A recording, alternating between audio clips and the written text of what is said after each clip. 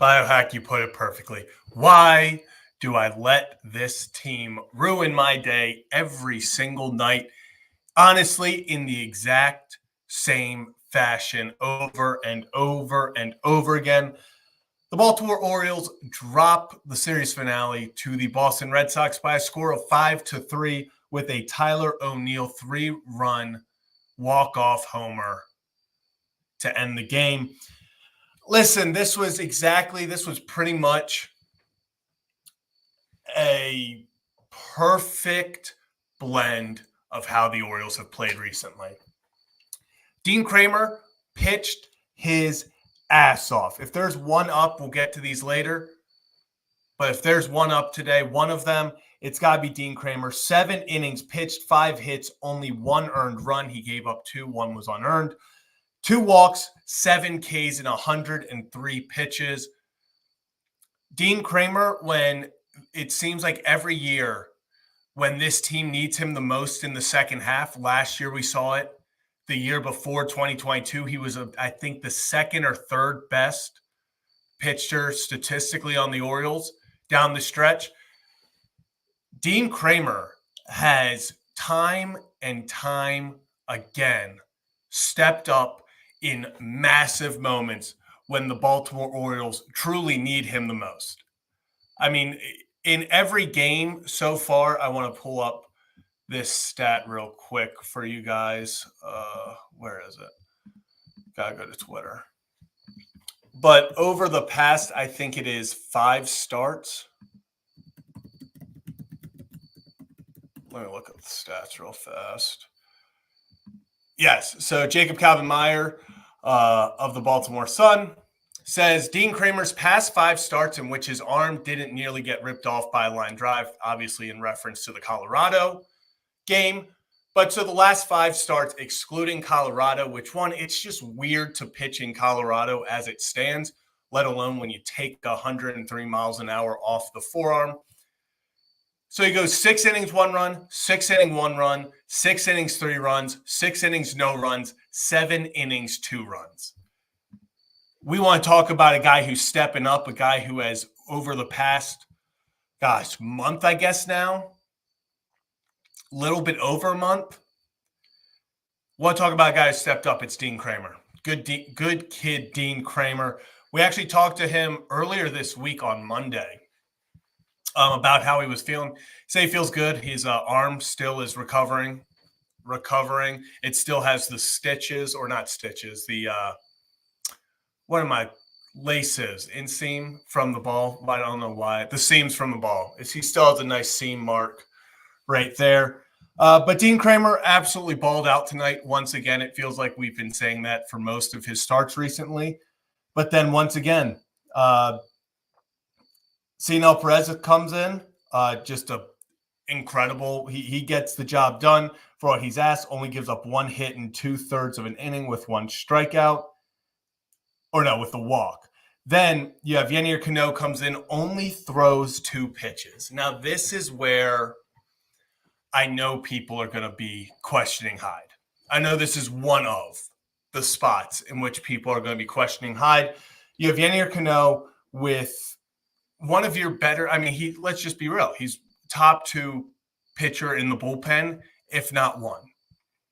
You can put up Yennier Cano and Sir Anthony Dominguez recently. They've both been pitching pretty well. Actually, Yennier is struggling a little bit. But this Cano only throws 2 pitches, gets out of the inning. Dominguez comes in, has a very nice 9th inning. Then we saw what happened with Aiken in the 10th. I know people are going to point to Jackson Holliday. Listen, he's a 20-year-old playing Major League Baseball. It took a weird hop off the mound. You can see him have to try to jump back. Does he still have to play at first? Yeah, but honestly, I've seen this team so many times rush things and then throw that ball into the stands, and suddenly it's second and third. Second base, guy comes in to score. It's 1 out. I'm not too concerned about the Jackson Holliday play at all. It's just a tough bounce. The kid's been playing lights out defense besides that over the past month since he came up. So not necessarily too concerned with Jackson Holiday. I've been keeping an eye on it, but what's going on in the Yankees game? Oh, bottom of the 11th, 1 out. Runners on the corners. Okay, so the Yankees, I'm going to assume, are going to win that ball game. They're also in extras. Do we want to talk about the offense? Do we want to talk about the offense? Because it just once again felt like when they needed it the most, when they've needed it the most, this team just can't get the hits. This team can't get hits in big moments unless your name is Emmanuel Rivera, apparently. Emmanuel Rivera, Orioles 1 for 6. 1 for 6 with runners in scoring position, the one being Emmanuel Rivera in the 10th inning, the chopper that went over the shortstop that was playing in. But besides that, it's the same old story for the Baltimore Orioles. Let me go get the official stat to see how many we officially left on base. No, there's 6 left on base. It's just this team, just a bit outside saying, we asked for consistency. This team has been pretty consistent over the past month. They are as consistent as it gets with not being able to hit with runners in scoring positions. Damn, I'm seeing the Yankees officially won. So the Orioles are going to stay a game and a half behind the New York Yankees. This was a game they should have won. This was a game that they should have won. This offense right now just is once again in this rut. Let's call it what it is. It's, although I don't even know if you can call it a rut because it's been like this for 40 games now. It's been like this for 40 games. And yeah, actually, this is funny. Dennis makes a good point. Dennis makes a great point. It's okay because this is kind of a win-win. Kansas City, we are up now 3 games again we'd be able to host the wild card series. So if you want home field advantage in the wild card, then this win does just kind of help in that aspect. But it's another tough one. It's another tough one because you simply look back. MIT Lab, yeah, completely agree. Nobody wants this division. Absolutely no one wants this division. It seems like right now we go through phases of every few weeks another team takes over for like a week and a half. So maybe the Yankees are going to hold on to this until the series with the Orioles. And then the Orioles, that's the thing. Orioles, especially with the tiebreaker, they only have to focus on keeping this within 3 games. Then you got 3 games against New York and you can go even it out. Did want to just get to this real quick. Justin, appreciate you. Kremer, unluckiest pitcher. How many unearned runs? So, yeah, one of his 2 runs tonight was unearned. I know they gave it to Emmanuel Rivera for that unearned run, but I think Ryan O'Hearn has to pick that.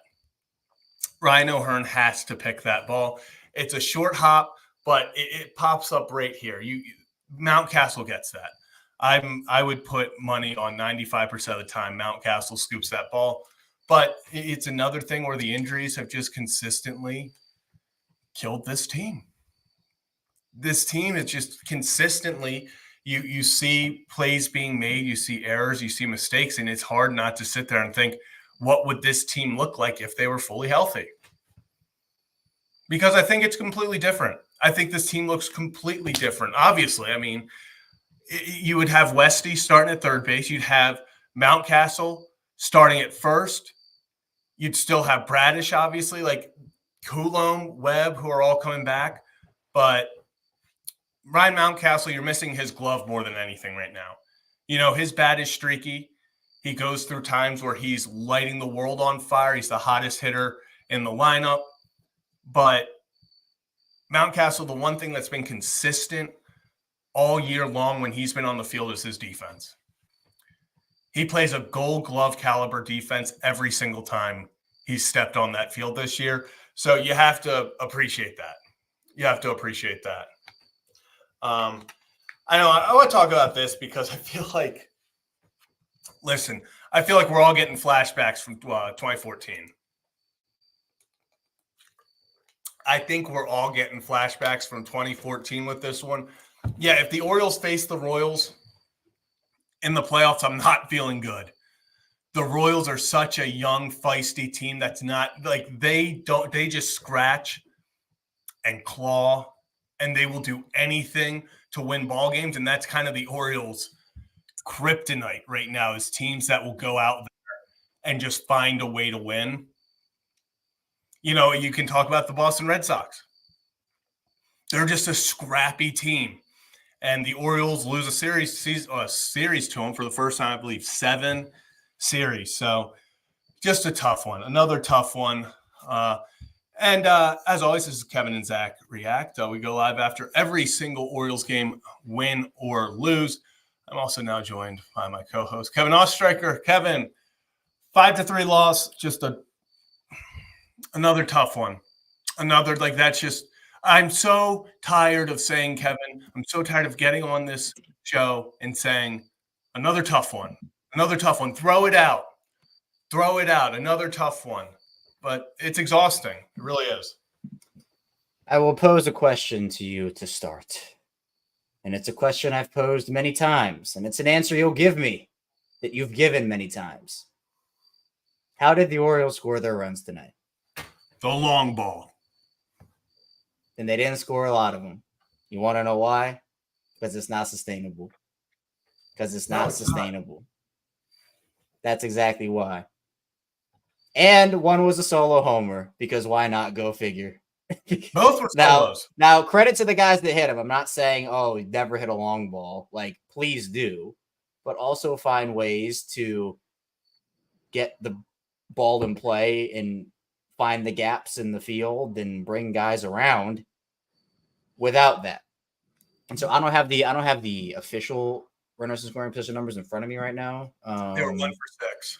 1 for okay. 1 for 6. I thought it was I thought it was 1 for 5, 1 for 7, something like that. Yeah, because then the Orioles, the only one was in extras with Emmanuel Rivera getting the single with Slater. Yep. Slater on. So 2 out of your 3 runs come from. Oh, okay. 2 out of the 3 runs, and obviously regulation, come from the long ball. Rivera, gets the little chopper to get the 3rd run in to take the lead. But it's not sustainable. Your run's coming on because again, if you're gonna hit the long ball, what do we always say here? It's one do it with a guy. One of my lights almost fell, so I had to grab that before it came crashing down. Oh, well, yeah, okay. I'm glad. Yeah, well, I've now taken your spot on the left side. So I know I got it. I saw it like teetering, and I was like, "Wow!" It's like, okay. So I've had it balancing, and I was like, okay, that's not going to go well. But yes, Kevin, continue. Yeah. So I mean, again, 2 of your 3 come with almost all of them. Could honestly just say all of them in regulation come with the home run ball, solo home run shots, and it's just this thing where. Let me pull up their last 10 games really quick because I want to go through it quickly. All right. 1, 2, 3, 4, 5, 6, 7, 8, 9, 10. Okay. Actually, no, we're gonna chop off the White Sox series. We're just gonna go with the last 6. Last 6 games, Orioles runs scored 2, 1, 0, 3, 5. 3. You can't win a playoff series like that. You can't win regular season games like that. Like, you got to find it. And look, if we want to go back further, they scored 13 against the White Sox. They scored 9 against the White Sox. They should. You did what you were supposed to do with that. But AL East, September baseball, the Red Sox, they're fighting for a spot of their own, but they also probably take great joy knocking the Orioles down the peg a little bit too. I mean, remember, when the Orioles were terrible, and it was for a long time, obviously with my guy, Robert Andino, the Orioles took great joy in knocking the Red Sox out of the playoffs. They knocked him out with that. Now, the Red Sox is different. They're fighting for their spot, as I mentioned, but This is AL East baseball. This is September. This is where it starts. And, if we had said, okay, because look, I don't expect this offense. I've been very vocal about this. It's unrealistic to expect the offense to go God mode every single game. It's unrealistic, and we shouldn't expect that out of this team. But we've been talking about it for 3 months now, at least, of how inconsistent on offense they are. Well, they'll show their talent. They'll show it, but it's very few and far in between. And no baseball game, not every baseball game is going to be this 10-9 slugfest. No one's expecting that. But this pitching staff, Dean has his 5th quality start in his last 6, if I'm not mistaken, goes out and gives you a run in 7 innings. What else could you can't win the game. You score 2 runs in 9 innings. Mm-hmm. In a game where your starter goes 7 and gives up 1. And again, you're leaving your starter out to dry. They've done it way too often. You want to talk about Suarez. You want to talk about Corbin at the beginning of the season. You want to talk about Dean. We can talk about guys like Grayson and others as well. The offense leaves the starting staff out to dry. And honestly, with the injuries, it should be reversed because, they've lost a couple of guys offensively. They've had to deal without Westberg for a while. They've had to go with guys going on the IL and coming back. But with how many injuries the starting staff has dealt with, you would have thought it'd be reversed. And you would have thought that, the starting staff, they've lost all this talent. They're not being consistent, but the offense, they're going to pick it up. But it's been the injured staff that's picked up the less injured offense. So they're playing inconsistent baseball. We keep getting on here and saying, well, maybe they'll turn it around, maybe they will. And all it takes is a couple. But we've been saying that for the last 3 months. And, you've used the words disappointing. Your word, I think, is draining, right? That's your big word. It's draining, obviously, for us watching the games and then obviously us talking about it and everybody in the chat, right? We could have come on here tonight and we could have put up a recording of our show probably from 7 nights ago and marketed it as a live show. And who could have told the difference if we had just recorded a brief, hey, Orioles lose 5-3 to the Red Sox? Who would have known? Probably everybody, but it's fun to talk about.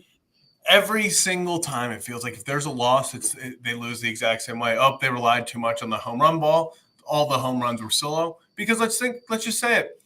If even one of these is a 2-run shot, you don't know how things obviously play out, but they win 3-2 in the 9th, in 9 innings.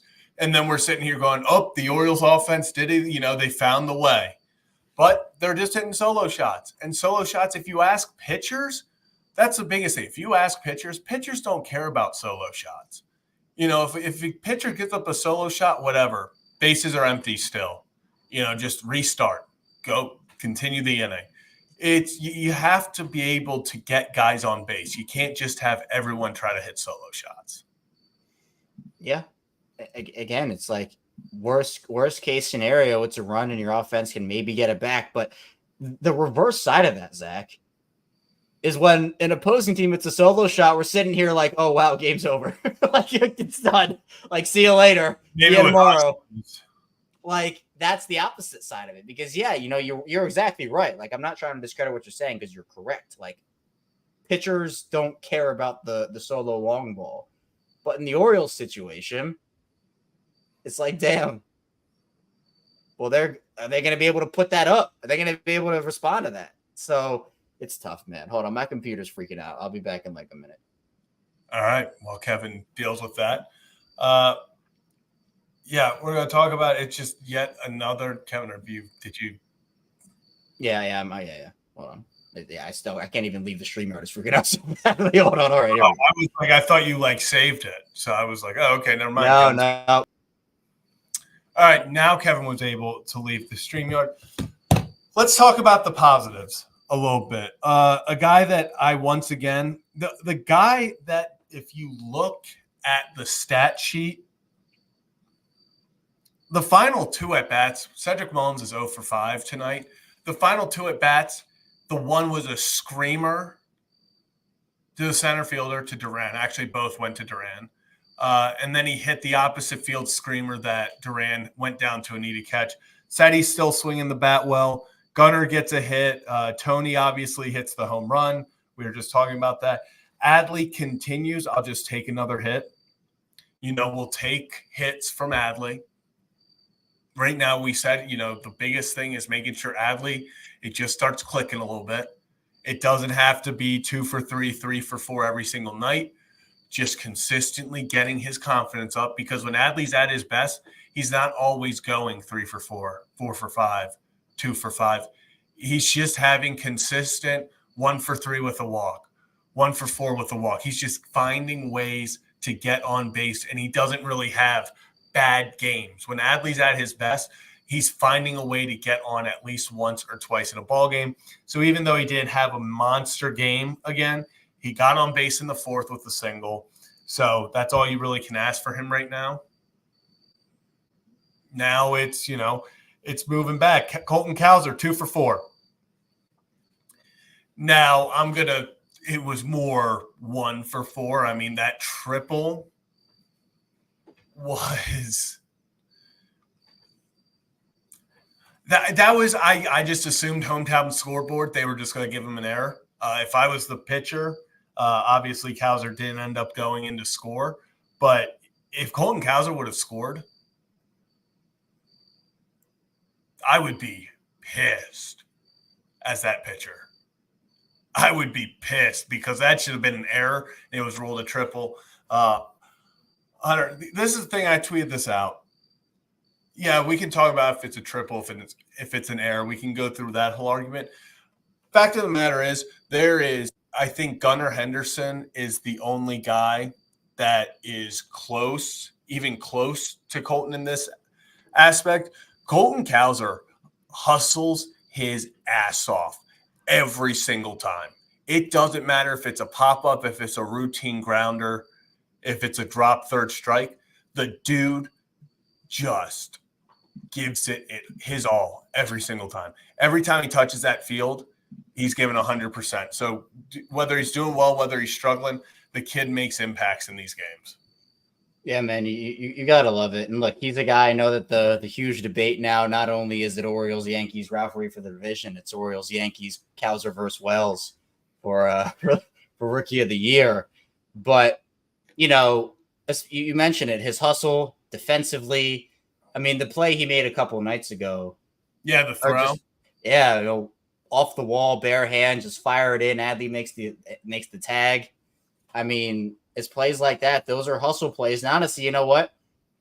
I think, and this might be a little out of left field. Get it?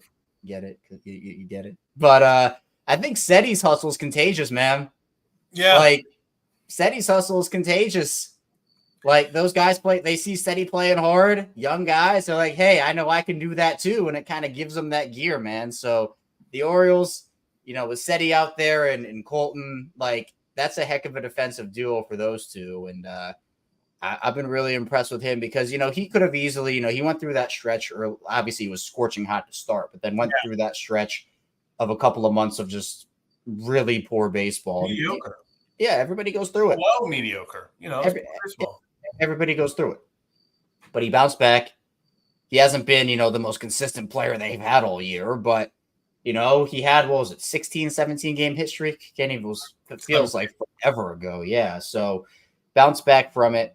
And again, it's kind of like we've come so far, from, I think you thought they were going to DFA him at one point, or not DFA him, just send him down at one point. And, Yeah, I thought there was a chance that he was going to get sent down for a Heston or something. But yeah, this team just has to find some sort of energy. It feels like they're so close. Like, I'm not going to lie. Like, before we've joked and said they're back. It's starting to click. But before, you just saw no hustle. You're starting to see a little bit more heart. You're starting to see a little bit more hustle. You're starting to see them leg stuff out. Loved Gunnar today taking the extra base on that single. It's going to be the little things. It's going to be the little things if this team wants to turn it around. Now, hustle's not going to just win you the World Series. You still have to execute. You have to hit with runners in scoring position. You got to stop leaving runners on base. And Kevin, can we stop striking out with guys on third and less than 2 outs? Just put the ball in play. I am so tired of it being second and third, 1 out, no outs. And you see strikeout, pop up, strikeout, pop up. Like, put the ball in play, people. You have to. That wins you the game tonight. Yeah. If you're able to get it, just a sack fly. Literally.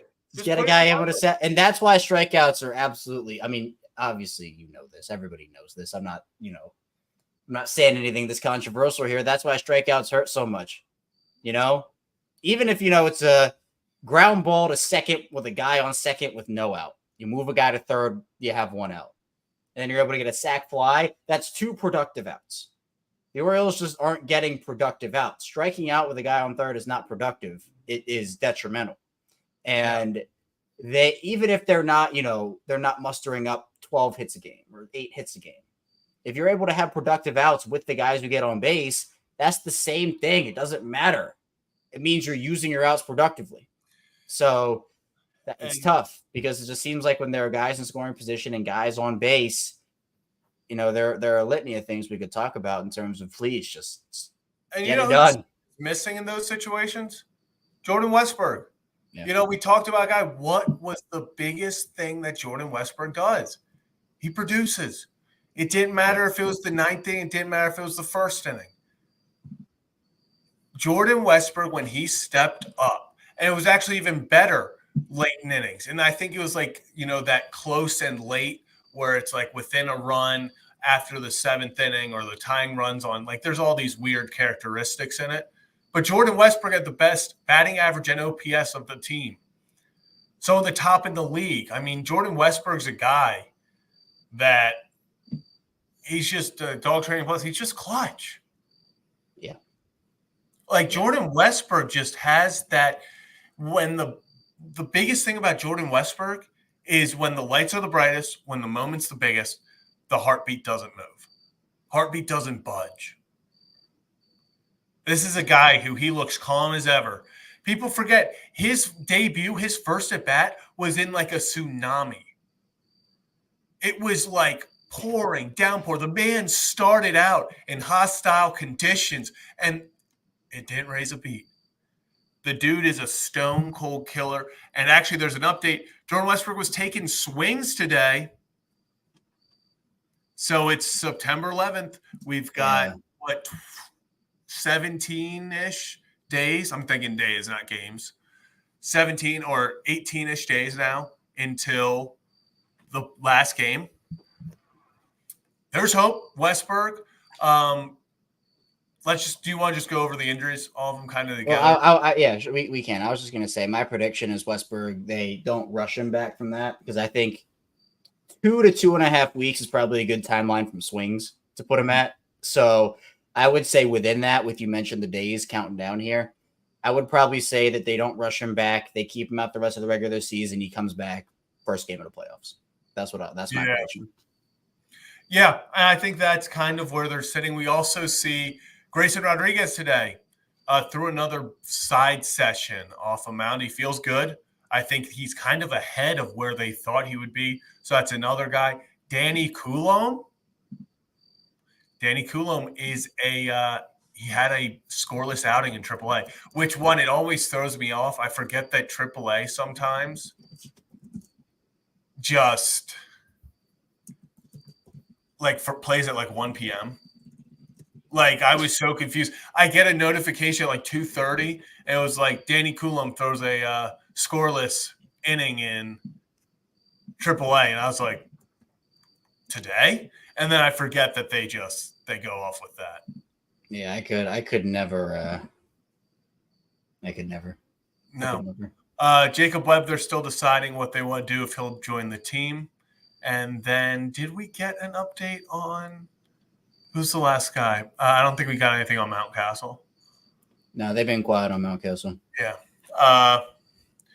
Yeah. So, Kevin, let's talk about this. I don't know if you saw it at all, but I did not. Dean Kremer's post-game quotes. So Dean Kremer obviously throws 7 innings, gives up just the 1 earned run. The Orioles lose. So they asked Dean, this is quoted by Andy Koska of the Baltimore Banner. He says, Dean Kremer was asked about what could change for the O's to get back on track. Here was Dean's response. Dean says, my job is to go out there and pitch. That's a question for the higher-ups, the guys who make the decision of who plays, who doesn't play, and all that stuff. So I wish I could tell you, but I got no answer for that. I get it. I understand. I think there's a lot of frustration in that answer. I get the frustration. I understand. Sometimes when you're playing so inconsistently for so long, I'm not saying this was like a boiling point and he like went all crazy, because he didn't, but that starts to come out in the way of, the answers that you have, or, body language or whatever. I mean, it took this to get emotion out of Brandon Hyde a couple nights ago. It's what happens. So again, none of this is on Dean. No. And even if you want to go back, I mean, again, 5 quality starts in his last 6, about as consistent as he can ask for from Dean. So again, baseball is a team sport. No one guy wins you the World Series. So, you have to win and lose as a team, but that doesn't make it any more or less frustrating. So they have to figure it out. We've been saying that forever, but we're running out of time here. I mean, we're in the middle of September. The playoffs start in 3 weeks.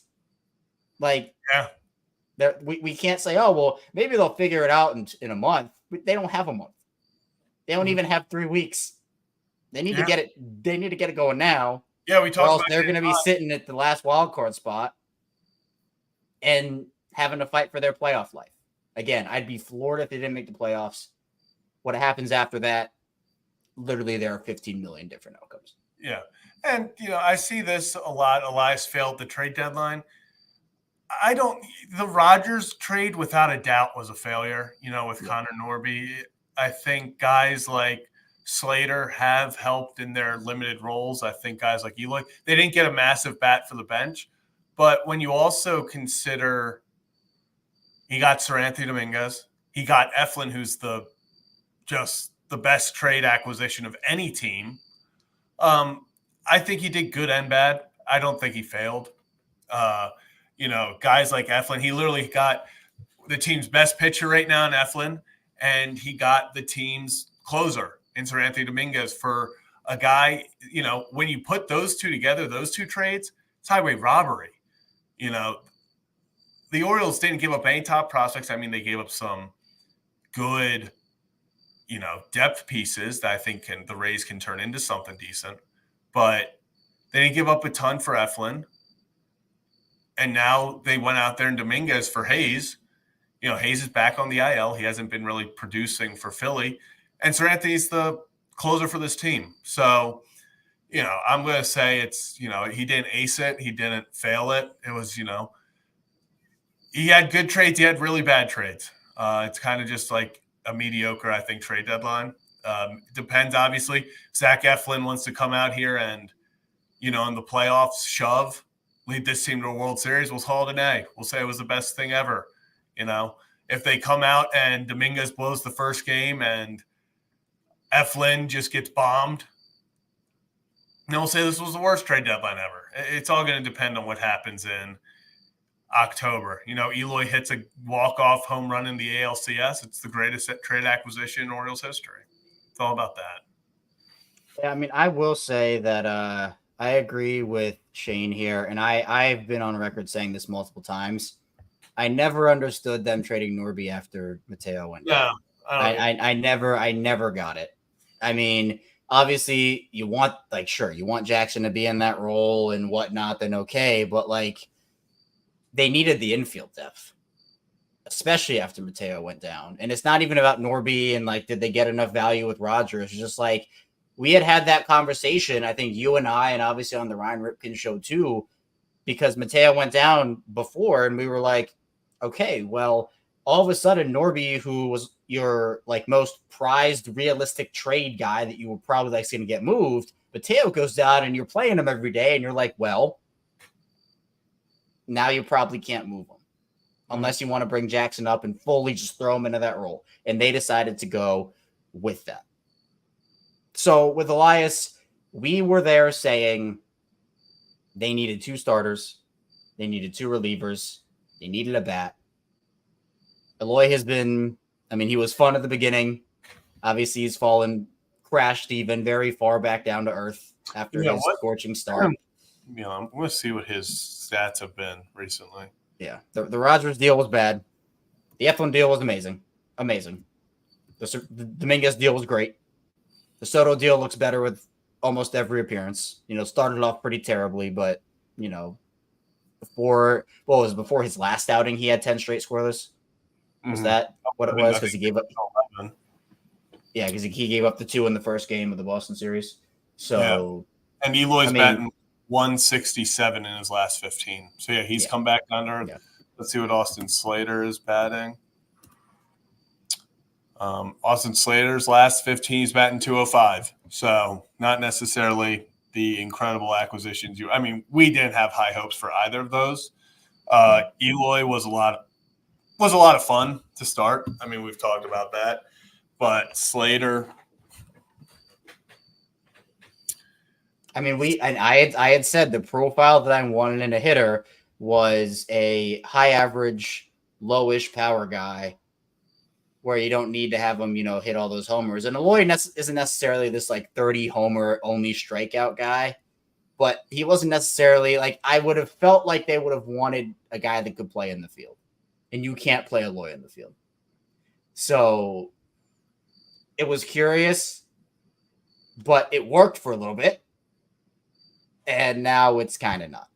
And now you're back to kind of like, okay, well, now you got to play Slater a little more. Now you got to figure out, are you DHing Tony? Are you not? Are you putting O'Hearn at first? Are you putting him in right? Like, they have all these different options, and they have yet to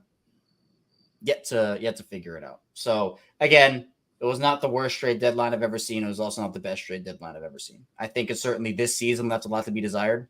But you're hoping that Eflin can continue this in the next season. You're hoping that Soto and Dominguez can continue. And obviously Soto can get a little more consistent. Dominguez can kind of be a guy, maybe the 8th inning guy behind Felix when he comes back. And how I feel about a healthy bullpen next year. I know you. I know how you feel. Also, appreciate this. Daniel Isaac saying, I'm having a troll, even though I'm a Yankees fan. These guys know some of my message on Instagram, so I listen to what they have to say about stuff. Appreciate that. And we do like any fan bases, welcome. We love talking ball, and this is an incredible. Although, do I want to call it incredible? I was going to say an incredible race between the Orioles and Yankees. It's one of the it's entertaining. I don't think either team wants it at times, but I would say this is one of the races of all time. It's one of the races. It's one of the races of all time. That shouldn't be as funny as that's about how I Beanie, honestly, yeah. Oh, I didn't even know this, Ed. Norby's 0 for his last 8, so I guess kind of maybe the insanity. Norby's gonna be good. I wouldn't even call it a insanity, right? He's gonna be a good player. But yeah, Beanie, Battle of Mid is about how I would have summed that up. So I'm with you on that. Did you talk about Cano yet and the bullpen? The 2 pitches? Yeah. Yes, I did. And unfortunately, we do remember 2012. Nate McLeod hit the foul pole, and I will die on that hill. So, but yeah, let's talk about Yennier Cano. Only gets 2 pitches and gets pulled.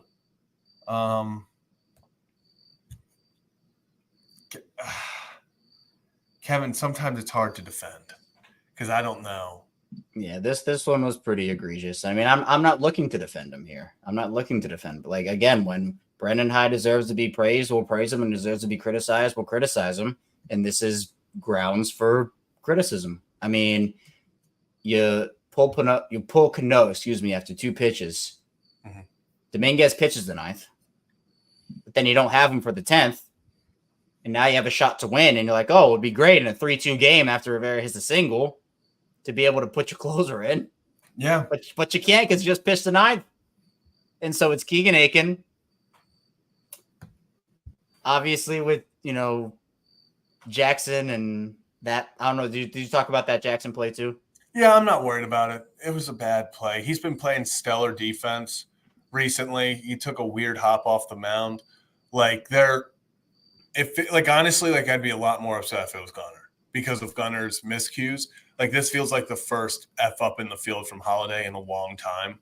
So, it's just baseball. You're going to mess up. If it was Gunnar, I'd be more like, this is a situation. But I'm not. It sucks that it happened in that big of a moment. I don't think it changes the outcome of this game. Yeah. Tyler O'Neill was probably hitting. I mean, maybe then they probably just – but I don't know if you want to put the winning run on base. I think they're pitching to Tyler O'Neill no matter what. It's just the numbers were there to walk him. We talk about the analytics aspect of things and this Orioles team, and they look at these numbers so hard. And with O'Neill doing what he does to lefties, you're just kind of like, well, all right, well, it's right in front of you. Yeah. And Hero, another Yankees fan. Appreciate it, guys. So this is one of those interesting situations where it's like, do you want to put the winning run on second? Now, if it was second and third, I think without doubt they don't pitch to O'Neill. Just really, it was a tough decision because Masataka Yoshida is such a good ball to bat to ball hitter. He just puts it in play. He'll just slap it down the line. He just finds a way. So I think that also went into it. Doesn't strike out a lot. I think they were just honestly hoping that they could strike out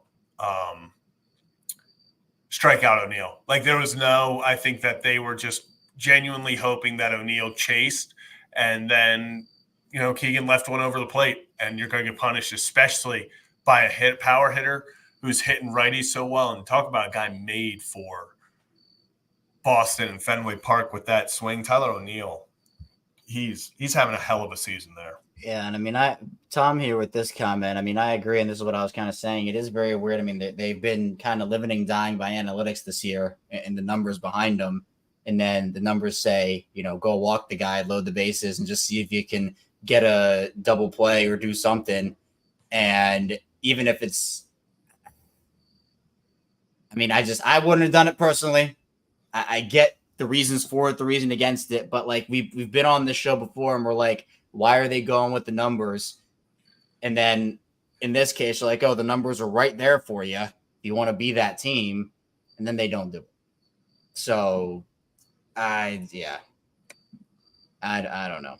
And again, like we've said before, this is a cumulative effort. Zach, I know you're very big on this about, Hyde, Elias, front office guys, everybody coming together for a plan. I know that's what you've been saying for a philosophy. Yeah. It's an organizational philosophy. This is not just Hyde looking at. This is not just – I would say, honestly, it's more Elias and Sig than it is Hyde making the decisions. I think this team is very into analytics. Obviously, as we know, they're into numbers. They're into going by what the numbers say. And I do think at times it makes it hard for a guy like Brandon Hyde because you have to kind of go by these numbers, and I'm not sure he always wants to. Well, and then I guess did they shift their philosophy to now not do the numbers and just go, all right, we're going to pitch to the guy no matter what. And I get loading the bases with one out is not great. But, if you're going to be the analytics team and the numbers are right there for you, and it actually favors you with the lefties that O'Neill hits and his averages and numbers, I personally would have done it. But Yeah. That was just one of those times where you felt like, what was the decision going to be? And they didn't go with the numbers. So, it's frustrating, Kevin. It is. And now you have an off day to hopefully reset. We say that every time, but hopefully this is the one. And you kick off the green. I'm excited for the off day. I think So you don't have to talk to me on the stream. Is that why? without a doubt, Kevin. Wow. No, but Yeah. I think this team, going into Detroit, like we've said it a million times. It feels like over the past 2 months of, okay, this off day's got to be a reset. Just something. They've got to do something because recently they've been playing atrociously after off days. So I think we're going to learn pretty quickly how they're going to play. At the moment, it looks like the Orioles are going to avoid Tariq Skubal. Yep. Please. The Tigers are hot, though, or getting hotter, I should say. Let me look up their last 10 games, just what their record is, so we have a little bit more. 7-3 in their last 10. They're coming in hot. This team, they just actually took they've won the first 2 against the Rockies. They play again tomorrow. Yeah. Tariq Skubal's pitching for them tomorrow. So that would, obviously, if he pitches, that's going to be it. He wouldn't pitch against the Orioles. Yep. But this is the second to last off day they have. And you want to know what their last one is? It's in a week, isn't it? No, it's Monday. Right before the Yankee series starts. Good. Before the Yankee series starts. Good, Kevin. So you get that Tiger sandwich. You get 3 against the Tigers, 3 against the Giants, and then those last 3 against Detroit, Yankees, and then Twins to round it out. Yep. So and we are 5-5 over our last 10. Yep. Yeah, it's. So here we go. Anything left, Kevin? Anything you're dying to talk about? Oh, actually, there were a few things. Cube, not forget about you. This is about Penguin Isle. So, Cube, I'm actually on the last thing. So I need to unlock the roller coaster. So if you scroll all the way down, I just have one habitat left to unlock, and it's taking forever. It is taking. I've put way too much time into this game. Way too much time. But anything else? No, did we got the super chat and everything? Yep, you got it. Yeah. Just man, I mean, again, it's like you look at the just very general box score, and only Jackson, O'Hearn, it was SETI 0 for 5 was tough. That was tough in the season. But once again, as I said, I think before you got on, his final 2 at bats he hit. The first 3, yeah. I mean, 2 strikeouts and a weak ground out to first base. Right. Not ideal. Yeah. So, man, I mean, another chance at the spicy ramen. We'll see. I might just have to start eating it after wins at this point. I think we might have to maybe just playoff wins. I don't know, because at this point I'm not going to eat it till next year. At this rate. Yeah, you're right. You wouldn't eat it till next year. So, and can we see the beach themed bathroom, or wait until the 24-hour stream? Yeah, we have to, or maybe big playoff wins. So be sure to get those sub numbers up. We're just about 1,000 away. So. Yeah. So, yeah, I don't know. I don't know. This is the last thing, Jacob. I don't know about O'Hearn being gone next season.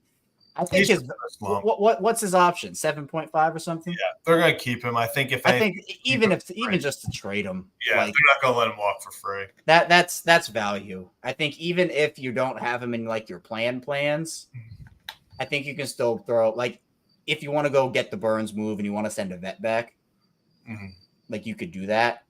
But at his price point, I think it's crazy value for him. Yeah. Even if he's not the most consistent player. He's had a tough slump over the past month. He's been clutching there. I get it. Also, let's call it what it is. He's an extremely good platoon guy. I don't know if he's an everyday first baseman. When he gets his spots and you can keep him against righties, you can pick and choose. That's your big, that's where he succeeds. Being an everyday first baseman, I think, has been, not necessarily that, he's still adjusting to that. Yeah. Yeah. I definitely wouldn't call him an everyday first baseman, but as a platoon guy, I agree. I think the value is there for him. So we'll see how it plays out, but he has to get it going. A lot of these guys do. So yeah, that is for sure. But the Orioles lose 5-3 on a walk-off Tyler O'Neill bomb. 3-run bomb against Keegan Aiken. Orioles off tomorrow, but we will be back at it on Friday. Tomorrow, Ryan Ripken Show, tip-off at 3 o'clock ish. Emphasis on the ish. We never really know when that's going to go live, but 3 o'clock ish should be a fun one. We'll be back here Friday after game 1 of the Orioles versus Tigers. Should be a fun one. Let's just hope the O's take 2 of 3. Just win series. Don't get swept. That's the motto, Kevin. Win it one game at a time, and we'll see what happens. Keep it close until you go to the Bronx, Kevin. Keep it close until you go to the Bronx. And as always, shall we?